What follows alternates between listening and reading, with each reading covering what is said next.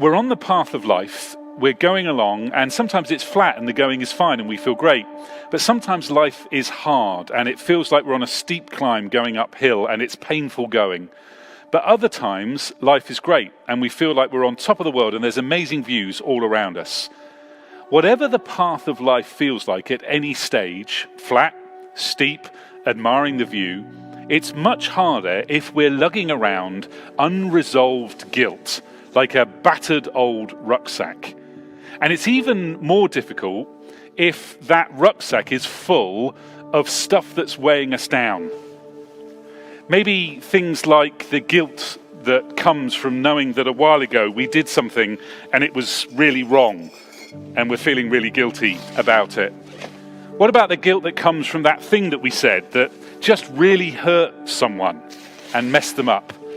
What about the guilt that comes from that secret behavior that is messing us up, that we're not telling anybody about, but we know is damaging relationships? Or what about the guilt that comes from missing that opportunity to do something that would really have helped us, or more importantly, would really have helped someone else? You know, when we have that kind of guilt going on in our lives, it's just like a really heavy rucksack that we're lagging around with us. All of this guilt, if left unresolved, becomes like this weight that we carry around. And even when the path of life is flat and easy, it still makes things more difficult. And when the path is steep, it makes it almost impossible.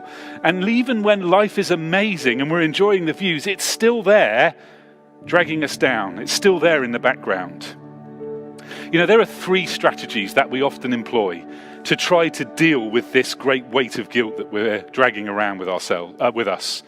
Number 1, we deny it. We convince ourselves that we've got nothing to feel guilty about. We deny that it's a problem. We stuff it down so we don't have to think about it. I can't see this great pack on my back, so it can't be there. Number 2, we try to distance ourselves from it. We kind of create an excuse for it. We say, oh yeah, this rucksack, yeah, sure it's heavy. Yeah, sure it'd be easier if I was going up this mountain and I didn't have it. But where would I leave it? Or we create an excuse like this, that thing that I carry the guilt around for that's weighing me down, well, that just wasn't like me. Oh, I was young and stupid. I didn't know any better. My parents were just like that, and I learned it from them. You know, deep down, we know that we're guilty. We know that we did something wrong, and we know we're carrying this weight around, but we create a narrative that allows us to distance ourselves from it. The other strategy that we sometimes employ is to be defined by it.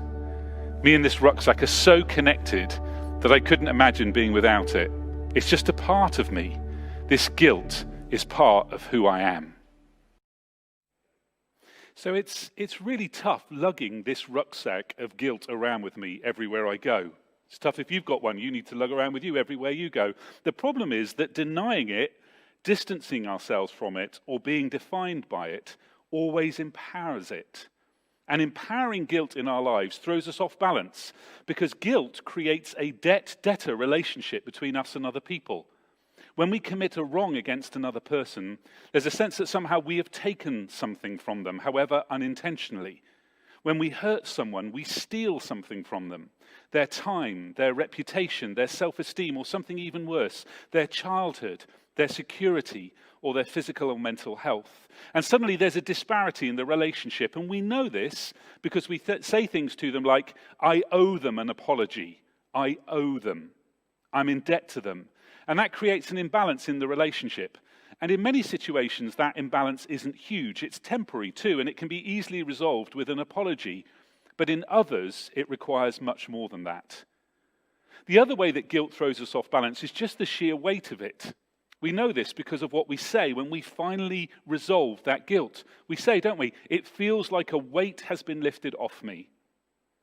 The problem with unresolved guilt is that it throws our lives off balance, and we bring the debt and the weight everywhere we go, into the next season of life, into the next relationship, because our guilt travels with us.